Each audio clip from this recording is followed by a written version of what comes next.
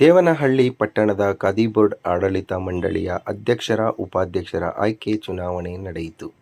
ಚುನಾವಣೆಯಲ್ಲಿ ಆಡಳಿತ ಮಂಡಳಿಯ ನೂತನ ಅಧ್ಯಕ್ಷರಾಗಿ 2ನೇ ಅವಧಿಗೆ ಈ ಹಿಂದೆ ಇದ್ದಂತಹ ಅಧ್ಯಕ್ಷ ಸ್ಥಾನದ ಅಭ್ಯರ್ಥಿ ಆರ್ ಜಯರಾಮ್ ಮತ್ತು ಉಪಾಧ್ಯಕ್ಷ ಸ್ಥಾನದ ಅಭ್ಯರ್ಥಿ ಮಂಜುಳಾ ಒಬ್ಬೊಬ್ಬರೇ ನಾಮಪತ್ರ ಸಲ್ಲಿಸಿದ್ದರಿಂದ ಆಡಳಿತ ಮಂಡಳಿಯ ಮುಂದಿನ 5 ವರ್ಷದ ಅವಧಿಗೆ ಅಧ್ಯಕ್ಷರಾಗಿ ಆರ್ ಜಯರಾಮ್ ಮತ್ತು ಉಪಾಧ್ಯಕ್ಷರಾಗಿ ಮಂಜುಳಾ ಅವರನ್ನು ಅವಿರೋಧವಾಗಿ ಆಯ್ಕೆಯಾಗಿದ್ದಾರೆ.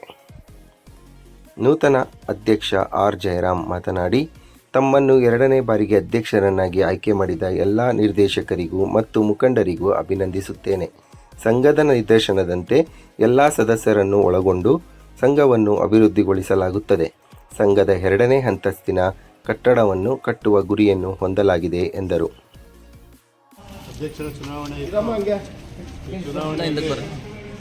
ನಮ್ಮ ಸಂಘದ ಎಲ್ಲ ಸದಸ್ಯರು ಹಾಗೂ ನಮ್ಮ ಪಾರ್ಟಿಯ ಎಲ್ಲ ಮುಖಂಡರುಗಳು ಹಾಗೂ ನಮ್ಮ ಜಿಲ್ಲಾ ಪಂಚಾಯತಿ ಮಾಜಿ ಸದಸ್ಯರಾದ ಲಕ್ಷ್ಮಣಪ್ಪನವರು, ನಮ್ಮ ಪಾರ್ಟಿ ಅಧ್ಯಕ್ಷ ಅಂತ ಪ್ರಸನ್ನವರು, ನಮ್ಮ ಗ್ಯಾರಂಟಿ ಯೋಜನೆ ಅಧ್ಯಕ್ಷ ಅಂತ ಜಗಣ್ಣವರು, ಅದೇ ರೀತಿ ಪ್ರಧಾನ ಕಾರ್ಯದರ್ಶಿ ಅಂತ ನಾಗೇಗೌಡರು ಎಲ್ಲರೂ ಸೇರಿ ನನ್ನ ಖಾದಿ ಬೋರ್ಡ್ಗೆ